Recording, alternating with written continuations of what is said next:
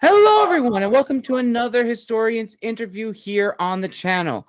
I am your host, Gabriel Garcia, otherwise known as the Wandering Quill and the Wandering Scribe.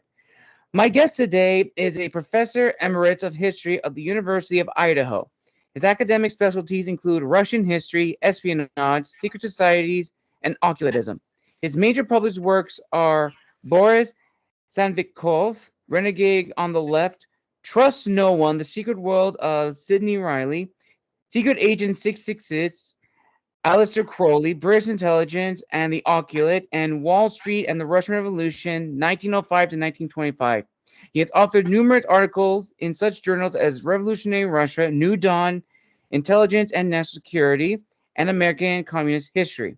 He is also author and presenter of 3 video series for grade courses: Wondrium, The Real History of Secret Societies, Crimes of the Century, and Secrets of the Occult.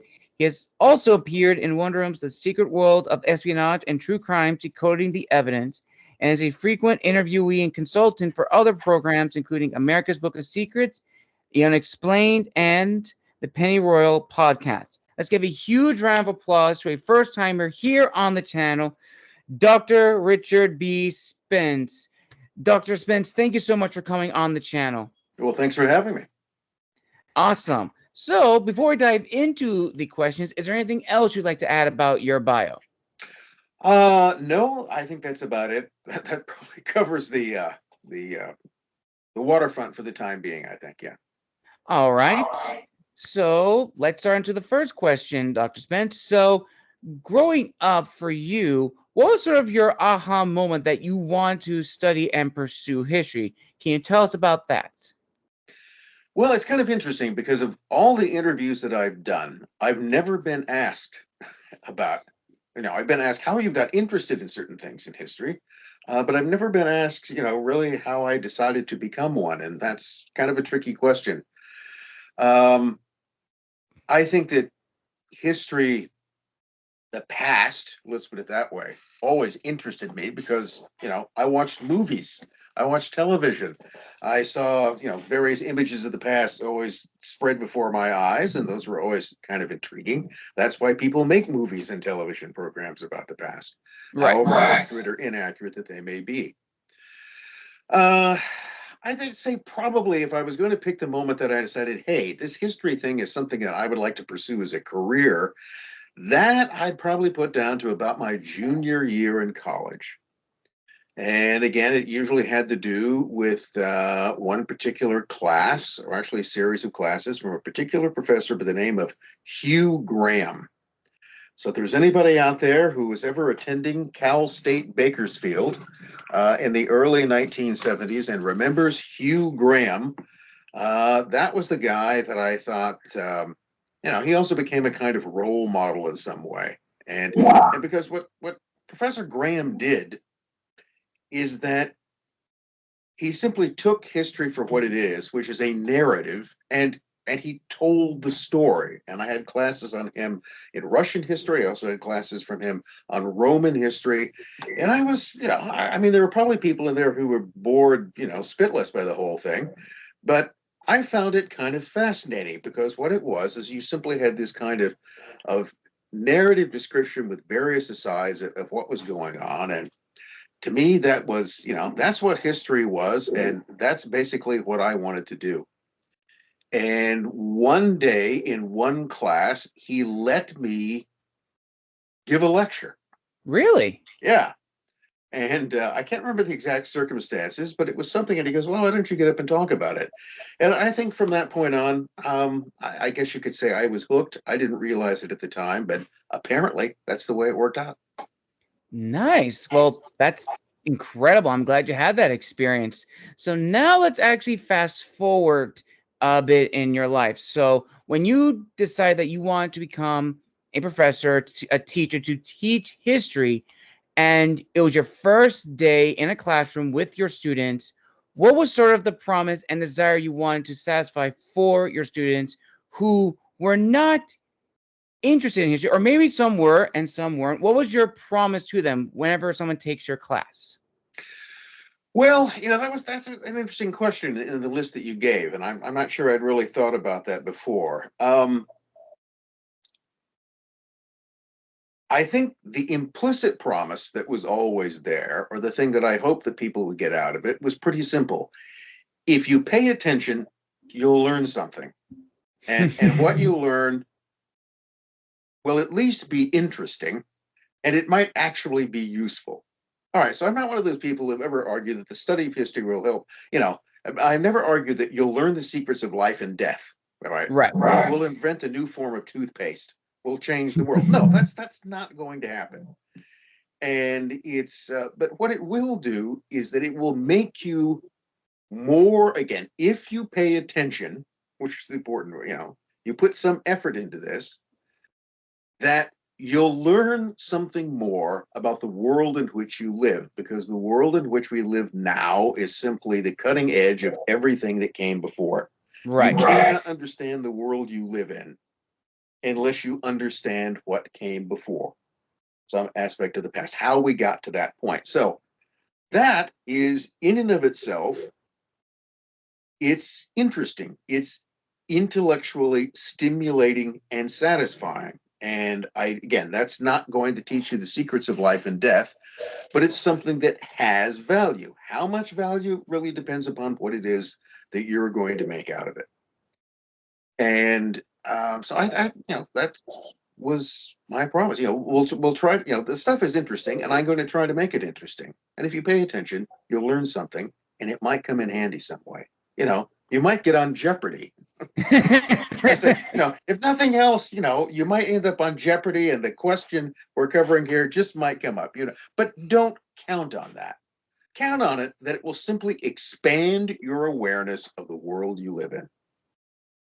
Absolutely. And that is probably like one of the best answers I got to this first question. So thank you, Dr. Spence, for that. And that's honestly really true. Just pay attention. You will learn something. If you aren't interested in history, if you learn like just one thing from it, it could change your life.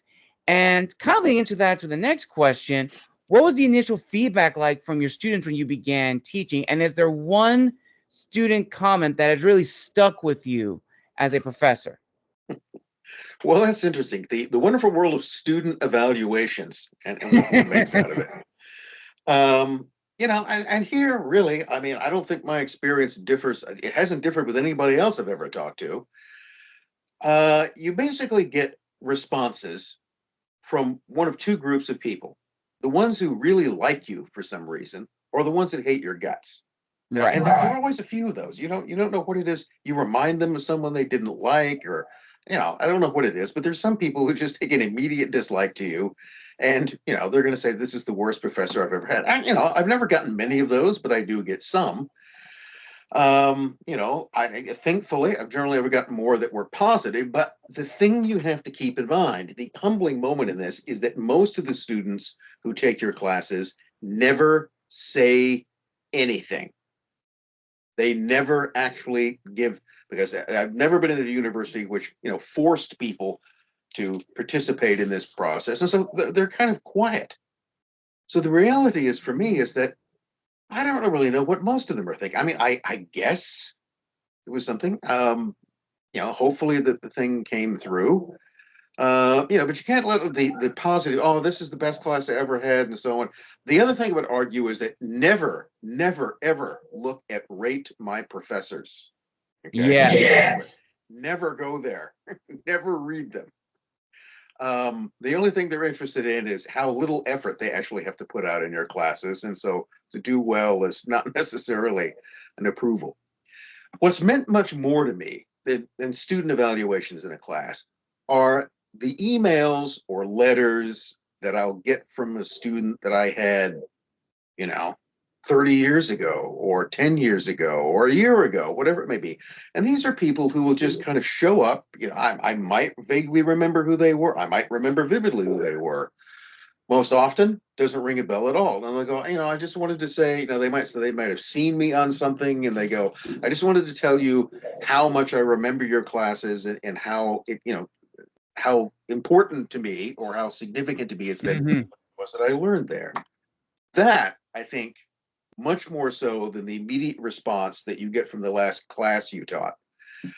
it is important. The kind, because that's an effect that it's lasted some period of time. So yeah, never look at rate my professors, and don't take student evaluations very seriously, because frankly, nobody else does, except maybe your dean, who, if they're good, will just think that's what they're supposed to be. And if you get bad ones, then that somehow becomes serious. So no, it's not real.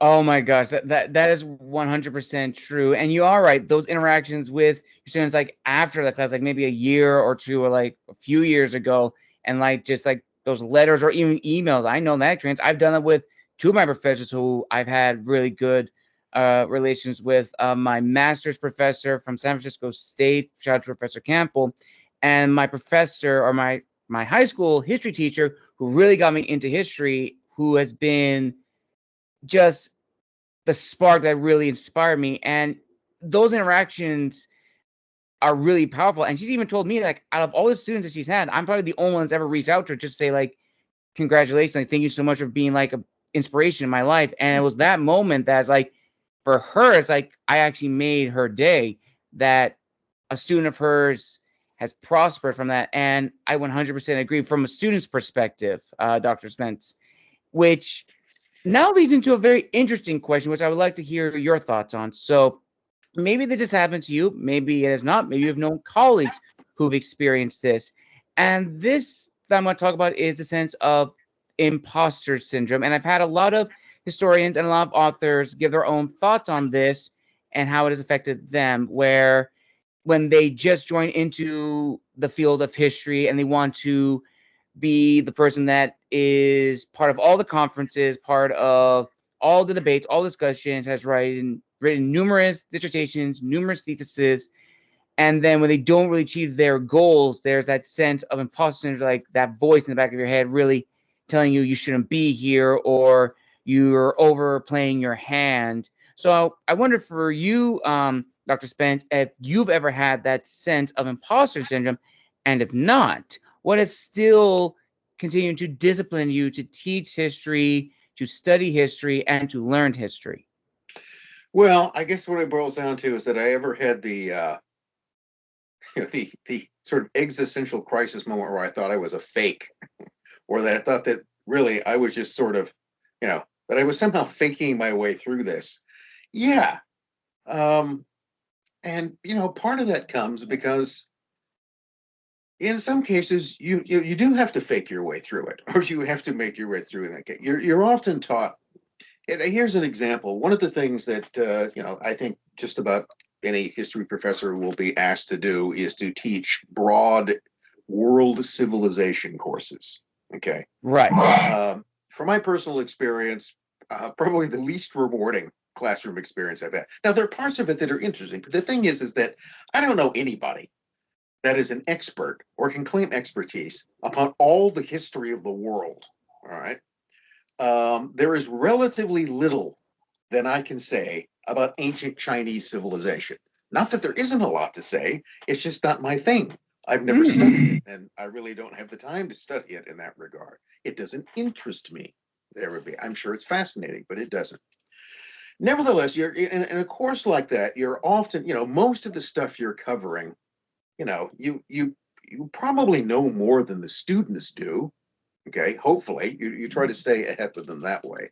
And that's one type of thing where part of what you're simply putting forward there is your position of a sort of figure of authority who's standing in front of the room and speaking in authority, very often on things that you don't really know that much about, and you don't know that much about.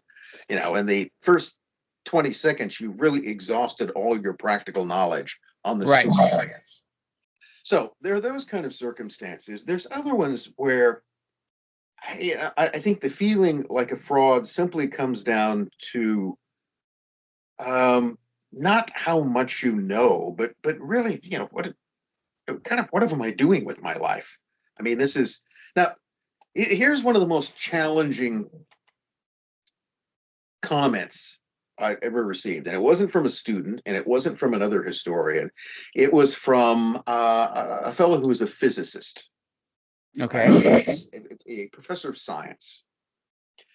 In his view, was that any sort of discipline, any so-called academic discipline that wasn't a science really wasn't an academic discipline.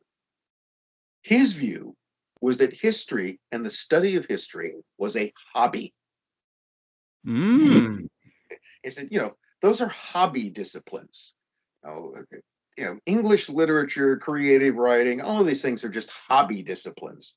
And you're basically just getting paid to follow your hobby, which is to study these particular things that you have some interest in, and then you try to find other people who have interest in them in that way. And on the one hand, that's it's arrogant and insulting. Okay, Yes. but sometimes people who say things that are arrogant and insulting, there's a tiny bit of A truth. little bit of truth to it. Yeah. So it is, you have to have an interest in these type of things, and I guess the question would be, is this something that if you weren't being paid for it, if there was no sort of career as an historian, would you be doing this anyway as a hobby? Okay. And there's certainly a possibility of that in some way. And that's the type of thing that, and he basically made this comment in a group of there were other historians there who were all sort of, we didn't really quite know how to respond to that other than, Right. this guy's just being, for lack of a better term, an asshole. But I don't think that he necessarily meant that way, but it really kind of forced you to think about what this was. So the idea here was that, did this mean that, is it at all just sort of a fraud in some way? Or Right. are we just a bunch of geeks? Okay. That was the way it was put. Really, you're just, historians are all just kind of nerds about one thing or another.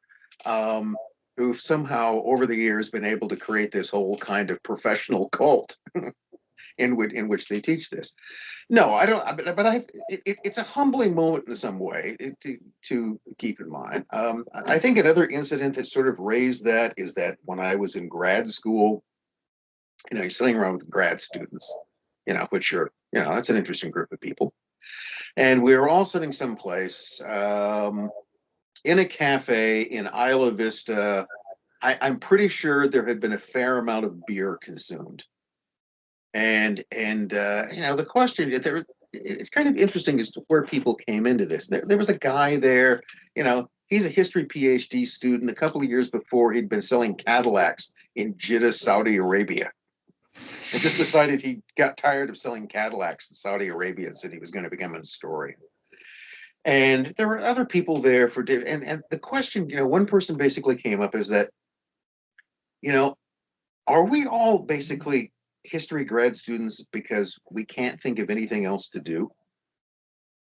I mean, are we here because we're really that absolutely interested in these things, or have we just kind of figured out this is sort of a thing that we're interested and we don't want to sell insurance. We don't want to do that. We don't want to go into the army.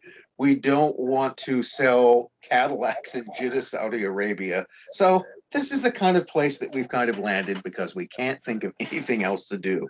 And that comment has always haunted me to a certain degree. And again, I don't. It's a question. You've got to ask. I mean, is this the only thing that you could really think to do? And my answer to that is that because I enjoy it. It was a thing that there's a certain degree of egotistical satisfaction in these things. You do enjoy it, and there's no getting. There is a view that some people have, and I encounter, is that being a teacher, and even more so perhaps being a university or college professor, is a kind of priest-like calling.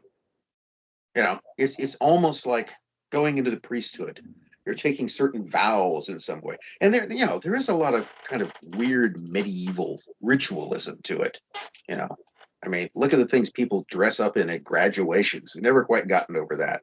There's a whole sort of guild aspect that academia is one of those sort of surviving guilds in some way.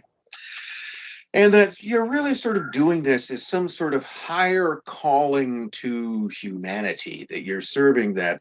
I think that's often exploited by university administrations as a reason not to pay you more, because this is really a higher calling. See, this is what you're getting out of this. You're serving humanity, so no pay raise this year.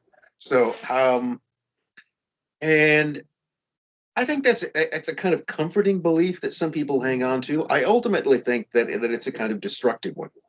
I don't think it practically helps you do that way. It's a job, all right, and that's one of the things to never forget. You are an employee. This is one of the things that professors often hate being called, is an employee, because no, I'm not an employee. I'm a professor. I'm the member of a kind of medieval guild of learned. I'm like some sort of Frank Herbert Mentat in some way. No, you're not. That's not what you are. It is a job. You are an employee of an institution. You enjoy what you're doing. And again, if you are, I think you're helping to disseminate interesting and useful knowledge that people who are interested in that will be able to absorb. But you're not going to save the world. Wow, that is a very deep answer that I'm now gonna have to do some deep reflection on everything that you said, Dr. Spence, because honestly, and I'm gonna say this here on the channel, that is probably the most original answer I have ever gotten for this question that truly makes you think. And I don't think anyone past, currently, or in the future is ever going to top that answer that you gave, Dr. Spence. I honestly believe that, because holy mackerel, it makes sense in a weird way. You don't want it to make sense, but it kind of does. And it is that reflective nature that the question has. So again, thank you for providing that. That is really, really powerful. So now, kind of changing gears and now going to a different side. In addition to being a professor, you're also an author, which I always find very fascinating when historians are authors and they've written books on their specialties. So, Dr. Spence, I was wondering if you could tell us a bit more about your books and sort of how that came about in your life. Were you always a writer growing up, or did that come later in life? Well, that's an interesting question. Could be, if you weren't an historian, what else would you be? And there were points, particularly when I was in grad school. So, for instance, when I got my master's, there was a question: do I want to go on and commit more time and money to get a PhD? And I decided I did, and I would like to think I didn't do it because and it's not, I would argue, because I couldn't think of anything else to do. I could think of something else to do, and that other thing was to go to law school and become a lawyer. Oh, so that was my. always my sort of alternate. And there's still times, occasionally, like, maybe I should have done that, but I don't think it would have been as much fun. Mm. All right. And it might have been satisfactions another way. So there's, beyond being a lawyer, I suppose the thing that, even from the time I was, before high school, I think I kind of fantasized about being a writer. That seemed to be fun.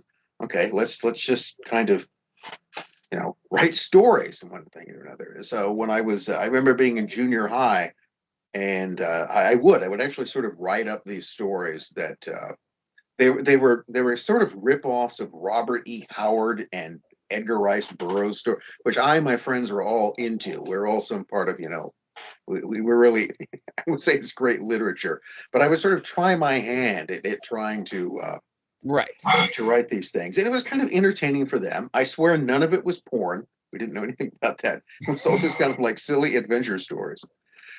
But that was fun to do because it's part of this whole sort of creative process of being able to create stories and, and characters in some way. And I think that spills over into history itself. And it's a, I think lectures, and standing up in front of people and explaining, talking to them, telling them, sort of trying to bring out this narrative. That is, I think that goes kind of in and out of fashion. I still like it. I still think it's the easiest way for me to communicate with people. All right. I think it, but there's a performative aspect to that, which I think anybody who's ever done it is to realize that you're kind of performing. And it's I've never had the slightest interest in being an actor. That was, I don't know. My wife, on the other hand, did go through a drama program and was an actress, and and it's kind of interesting to compare those two things, because it's one of the things that I've noticed is that no matter how bad of a day I was having otherwise, I mean, no matter how rotten things had been going, when I went into a classroom and, the curtain went up, so to speak, and I was on, I could forget about all of that. It was a kind of a complete separation between those things, and it's a kind of gratifying thing to do. And I think it's one of the reasons that since I've retired, I continue to do that through another means, the sort of video means in that regard. So there's even that aspect of that in terms of being a lawyer, at least as I imagine to be a lawyer, because most of being a lawyer is sitting around an office just working up things. But what do people generally think of being a lawyer? Criminal defense attorney, okay, Right. courtroom drama. I mean, that's how people get sucked into law school, and then the reality becomes writing out wills and trusts. That could be entirely different. So I think that's one of the aspects of being a professor that is underrated, but which is personally satisfying in that way. So yeah, it's the writing aspect of it is enjoyable, and I've carried it over. One of my regrets, though, in this is that one of the things you think you would be able to do as an historian is that you could write historical fiction, right? And I've tried my hand at that, and it's really hard to do. And it's hard to do because you're so ingrained in the idea was, I have to make this accurate. I have to accurately portray these things. And at some point in historical fiction, you have to get into the fiction part of it, right? Right. That's where the story is going to be. The story is not going to be recounting things that have already been recounted by people who are already historical figures, but you're trying to create something else. And to kind of loosen up and to be able to combine the historical material with the fictional material, that, I've really found tough to do for some reason. And because it's almost as if I'm constantly always looking over my shoulder to make sure that above all else, this is historically accurate, which, you tend to find, I would say that sort of in the more commercial entertainment venue, where very clearly the emphasis is entirely on money. Right. Okay. Then there is indeed, you're going to be working with producers. Do they really care all of that much about historical accuracy? Not too much. Right? You're not going to sell a project on that. You have to sell it to them. You have to sell it to them as to whether or not it's going to be able to make them money, and that means that it's going to draw an audience, and whether it's something which is sustainable in that way. And that's been a kind of an interesting way. It's honest and upfront. We're here for the money. That's about it. We're not here for the history. We're here for the money. But you as an historian always, you still want to make it about that as much as possible. So in terms of the things that I've written on, I'm really interested in terms of what we don't know. Right? I'm not really interested. I've never been terribly interested in, you have to learn all the stuff that's, out there already. But Right. I think the reality that any historian who is going to be honest about it is that there's much more that we don't know than we know. I mean, it's often pathetically little that we really know. So the old saying is that history, in terms of sort of academic history, it's 10% facts and 90% opinion about what those facts mean. So, for instance, we can all pretty much agree that World War II happened, I guess. There's probably somebody who would argue it didn't, but, that's just the way people are. But we can agree that World War II happened, but can't quite, it's depends upon when did it begin? Well, that depends on where you were. If you're in China, it begins in 1937. If you're in Poland, it begins in 1939. In the US, it begins in 1941. So, but then the big question about World War II isn't whether or not it happened, it's why. Now, when you get into the why something happened, well, that's where you get into the opinion. Because that's when you begin to take all the relatively few facts, the things that you absolutely know, not that you believe, but that you know. And what you then do is you build a narrative that incorporates those facts. That's what history is just, it's just a story. Okay, it's a narrative which is meant to explain why these things happen.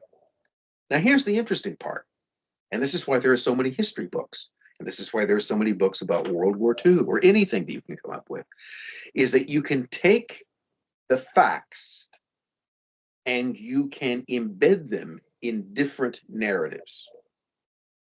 You can very often create completely contradictory narratives to explain the same set of facts. Yes.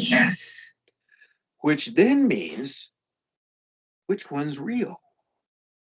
What's the real history here? What's true? I mean, if you've got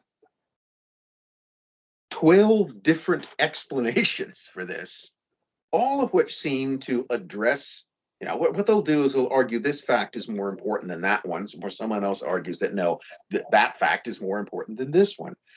But you still end up with these kind of competing narratives, which raises the central question, is that really only one of them can be true. But which one is it? Or are there little bits and pieces of the truth in each one? And do we then assemble it that way? Why can't somebody just write a book that told me exactly what happened? Well, the reason is because usually you don't have enough facts to be able to do that. You have to make part of it up. Right. Therefore, I'd argue, even within straightforward history, there's an undercurrent of historical fiction. There is the element which has been thrown into that. There's often the kind of overpowering opinion that comes into it. And also comes into this question about historical objectivity. Ideally, we're all supposed to be completely objective about things. And I think you can manage that if you try. A lot of people don't try. But let's again be simply honest about it. Nobody ever wrote a book about a subject that they didn't already have an interest in. That's true. You wouldn't be there. You wouldn't be there at the first place. You wouldn't be at the door waiting to go in unless you're interested in that. So you come to it with a kind of some sort of opinion about it to begin with. That's what got you there. And the first book I wrote was a biography. Three of them are essentially biographical works. And it was a biography of Boris Savinkov, who is today a very obscure, little-known Russian revolutionary figure. He was not in his day. And what got me interested in Savinkov is that in reading accounts of the revolutionary period, you keep coming across references to this guy, but you never then heard anything about him later on. I mean, he just kind of disappeared at some point. And yet at key points in 1917 and before, Boris Savinkov is there. So how did this person just kind of get edited out of the subsequent narratives about revolutionary Russia, and why? And that's where I wanted to go back and try to reconstruct it. And in the process of doing that, my initial impression was that he was kind of a cool guy. You know, you think you kind of rediscovered this person. And I'd say so. My initial sort of opinion about him was, I won't say I considered him to be heroic, but I thought that he was kind of unappreciated, and Right. I kind of liked him. Now, as I got into it, as I collected more and more material and put together, and a lot of what you're getting are other people's impressions. I mean, the things you're always looking for to try to figure out this person is what their contemporaries thought about them. And that's like using student evaluations as a record in some way, right? What if someone wrote your history from your student evaluations? So my view began to change, and I really began to dislike him. I mean, to see him as a kind of conniving weasel who probably was written out of the rest of the narrative for a good reason, because he was unscrupulous, dishonest, and bit every hand that fed him. So, but then by the time I got to the end of the process, it had changed again. And instead of seeing him as either a kind of heroic figure or a kind of villainous figure, he'd become a tragic figure. I mean, in the end, frankly, I felt sorry for him. I wasn't sure whether I admired him, but I sort of felt sorry that his whole sort of saga had turned out this way. And that was a kind of interesting experience for me, because it was the first time that I'd ever tried to really kind of reconstruct someone else's life and to figure out what these people were thinking. And that's one of the things I would suggest that for people to do work on biographies is at some point you have to imagine that you're getting inside their head. You have to kind of be able to set across from the ghost of this person. You have to have some sense of who they are. And that was, I had a very different experience in the book I wrote on a so-called spy. He really turns out to be more of a pathological liar and con man, like a lot of the people I study. Sidney Reilly, and I would admit that I probably spent more time going over the tea leaves of that guy's life than anything else. And I will admit that I still have no concept of what was going on in his head. The real person is hidden back behind these layers in some way, and it's as if he's different people at different times, and it's difficult to kind of connect those people together, which still makes it fascinating. See, that's what interests me about it, is because there is a mystery to be solved. One person put it is that in fact, one person has argued is that if my real alternate career, rather than being a lawyer or a writer, that was cop. Okay, Ooh, all right. You should have been a cop, because by this time you tend to be, it's kind of vaguely suspicious of people. Okay, you look at historical characters. All right, something's going on here. Right? And that's often the thing you can find when you look at historical people or you look at events. Your spidey senses tell you that something's going on.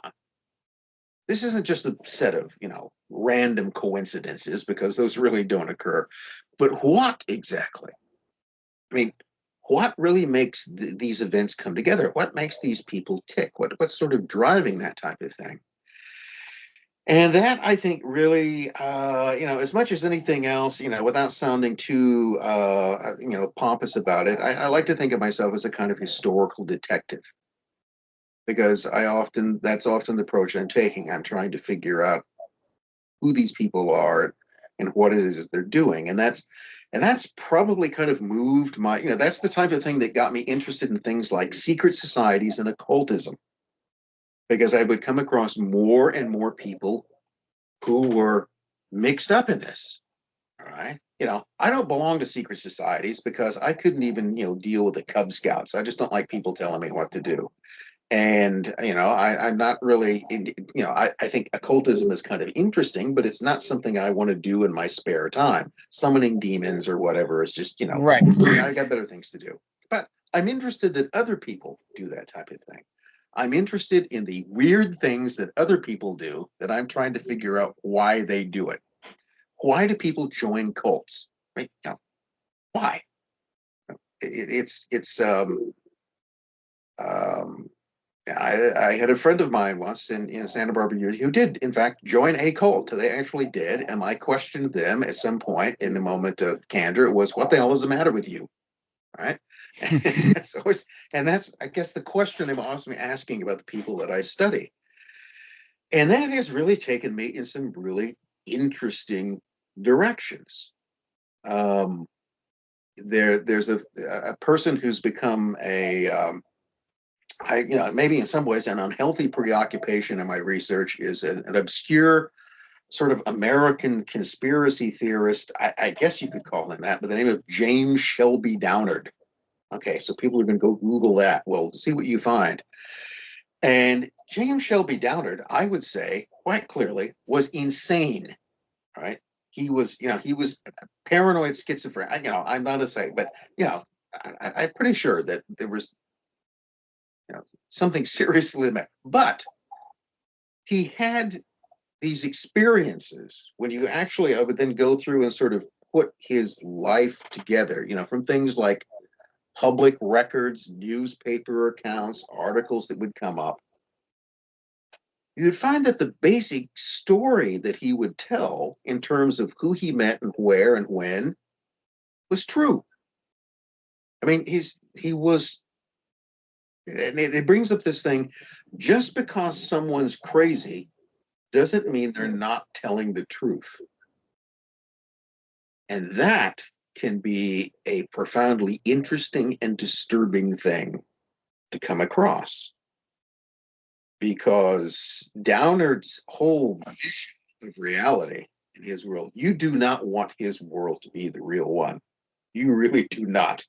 It is a paranoid nightmare landscape. And to me, it was just interesting how a person could kind of function in that.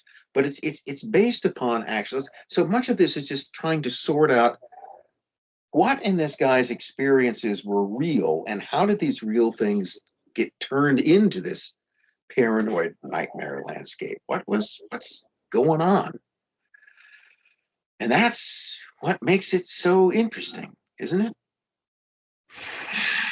That's like, okay, you probably just beat your first answer with this one. Like, this is probably the most in-depth answer, most original answer I have ever gotten to this question, and I love it. I absolutely love it. And you kind of answered the next set of questions that I was going to add later on to it. So I'm going to actually now combine the last 4 questions together into 2 parts.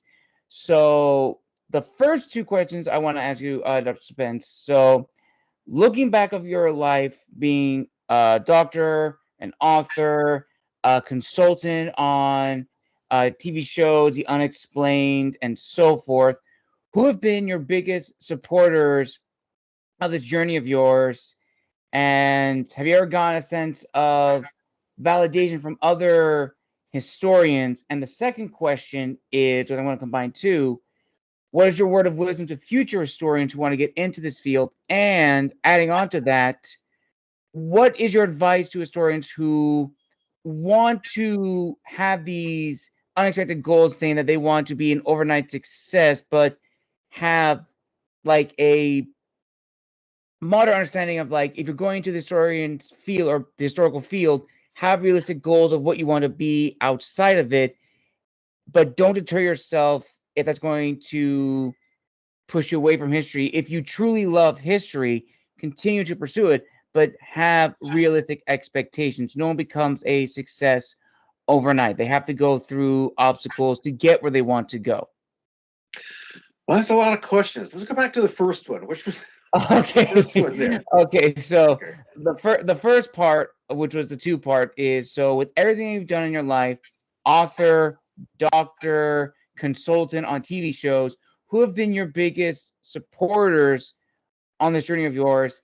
And have you ever gotten a sense of validation from fellow historians? It could be who you've met now in your life, or it could be historians that you've known growing up in the field of history. Well, I have to say this is where people would often come in and go, well, I owe everything to my parents. Well, I do because, they kind of created me. But I can't say that, frankly, I don't think my mom and dad ever quite understood what I was spending my time on. My mom always thought I should have gotten a real job. Okay, that shows something. They didn't really consider being a professor being a real job. Um, but they didn't discourage me, but they were just, I don't think they ever got what it was that I was doing. I'd have to give a huge amount of credit to my wife, Ingrid, who, has, been around for most of this. Well, actually, I have to give credit to two wives. My first wife, Gail, who I was married to during grad school. And why do I owe her something? Because, well, she held down the real job while I was in school. So Gail, I have to give you credit for that. And probably, my first wife did things like she could type much better than I did. So she would actually type out my research papers for a class while I dictated it to her. So that's love of some kind there. Um, and it's very important, if you're not, if you're in some kind of relationship with someone, if you live with them some way, you've got to hope that you get, if they don't like what you're doing, if they think what you're doing is pointless and stupid, it's not going to work out well in any end of that. So choose carefully. um and I think in terms of validation from other historians, well, my particular interest in history, as you might have noticed from what I previously described, have been so, at some point, I didn't really plan on this. I ended up becoming the secret society guy. I found this out that when people were looking for secret societies, they were, um, and this all comes back to this whole question about how much do you know. I will admit that I have acquired a uh, not quite encyclopedic, but broad knowledge of various, in some ways unhealthy and arcane subjects, which I might find fascinating, and apparently which other people do, but which sort of, take you out to the kind of edge. At some point, you can be in the kind of heart of academia, and you can be out on the edges of the universe in some way. And that's again where I think things are much more interesting.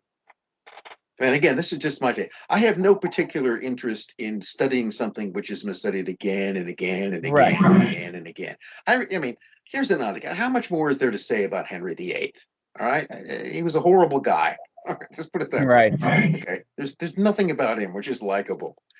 So that has been and that, I had classes in Tudor Stuart history for one thing or another, and one of the things that struck me about this is that this has just been plowed over and over and over again, and and of course there are other things to add, but there's probably not a lot.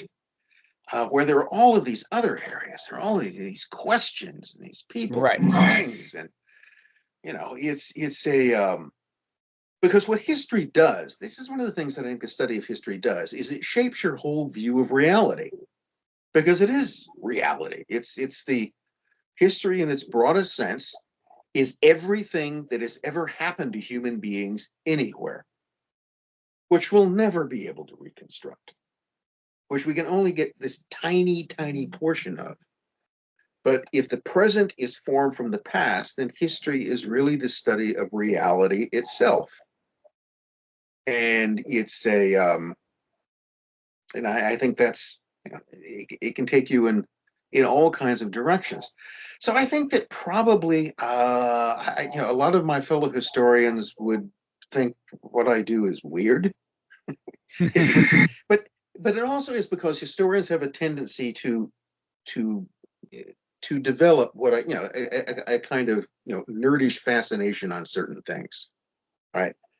I've had colleagues and other people I knew, former grad students, who would just get interested in things that I couldn't possibly figure out why anyone would be interested in that. I wouldn't tell them that because it would kind of hurt their feelings, but to me, it seems to be tedious and boring. They think that my stuff is and it often makes it difficult. Well, you get this kind of cliquishness to a certain degree, and that often I'd have to say that in my general experience, I have found other historians generally to be broadly disinterested in what other historians are doing. They mostly seem to be interested in what they're, this is it. You're interested in what you're interested in. And what other people are doing, generally from your standpoint, just isn't all that interesting, or you'd be doing that, wouldn't you? But then the problem is you think that, well, once you encounter people who are really interested in what you're doing, well, that's going to be fun. But no, see, that then brings in competition, because we all know that there can be only one. There could be only one expert. Right. Then there can be the aspirant expert.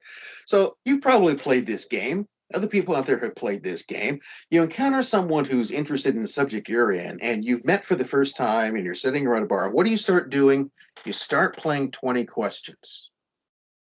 You start dropping names, and what you're trying to do is to figure out how much they know. Do they know more than I do? Is this person sitting across much better informed about this than I am? And am I going to look like an idiot if I say something? Or do I have the edge on them? Do I know more than they do? And then once you get that kind of sorted out, you can have a couple of drinks and kind of relax. Okay, when you figure out you're sort of on the same level of that type of thing. But it's, I think in some ways, it's hard for historians in some ways to really kind of communicate with each other. And it becomes more difficult to communicate when they're sort of in the same kind of fields in that case. So I have had, certainly I've encountered fellow historians who find what I do interesting, and I find what they do. But for the most part, really, no. All right, that's completely fair. That is completely fair and honest, which I love having these interviews. And we're almost, oh gosh, I just lost Wi-Fi connection. Dr. Spence, can you still hear me? I can still hear you. Yeah, now you're moving. Okay, that's good. Okay, so the last part of the question was, or the last couple of questions was my advice to future historians. Okay, what would we do there? Well, my advice to you is follow your own interests. If you're going to get into this, you got to make it interesting for you, or you're going to get bored quickly, and you won't like it. And pay attention to what your graduate advisor tells you to do. Pay attention to your major professor. Don't offend them. Okay. Okay. Try not to piss off the people who can influence your career, but in the end, know what do what you want to do. All right. So I had the type of thing where I was being pressed into writing a dissertation on a subject that I really wasn't that interested in. Other people were interested that I write it. The type of thing that, in some ways they were trying to get me to write the book that they wanted to do. Okay. Don't do that. Okay. Don't try to be the clone of someone else. Don't study under someone and think that you're then going to inherit their mantle. You won't. There are other people who are trying to do that. So you've got to keep an idea as what you're interested in. And if someone is trying to push you to do something you don't want to do, don't do it. Perfectly said. Absolutely beautifully said. And with that, listeners, we conclude this amazing historian's interview. I want to give a huge thank you to Dr. Spence for coming to the show. Hopefully we can see him again, possibly on Historians Lounge episode, maybe for season 3. Who knows? We'll just have to wait and see. So, Dr. Spence, thank you so much for coming onto the show. And really quick, where can people find you and engage with you to discuss more about you, and where can they find your books? Okay, I'm not a big social media guy. That's just me. My books, with the exception of the Savinkov book, which is long and hopelessly out of print and overpriced, you'll never find it. My other books should be available through Amazon, Barnes & Noble. Look around, they're there. Most of my video works for the Great Courses can be found. Just Google the Great Courses, go through also, I think if you have Amazon Prime, I think a couple of my courses, I know Secrets of the Occult and secret societies are both available, subscription wise. Just keep scrolling down and you will find them.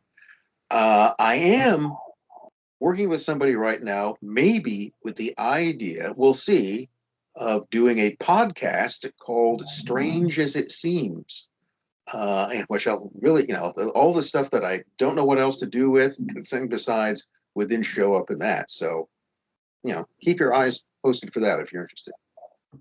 I'll link all of that below in the description of this video. And with that, listeners, this concludes this amazing historian's interview. Again, a huge thank you to Dr. Spence for coming onto the show. Thank you so much again, Dr. Spence, and hopefully we can have you again in the future. I hope so, and thank you for asking questions that no one has ever asked me before. You're welcome, Dr. Spence. And until next time, viewers, this has been the Wandering Scribe and the Wandering Quill, asking you to like, subscribe, and comment down below, and we'll see you in the next video. Bye-bye.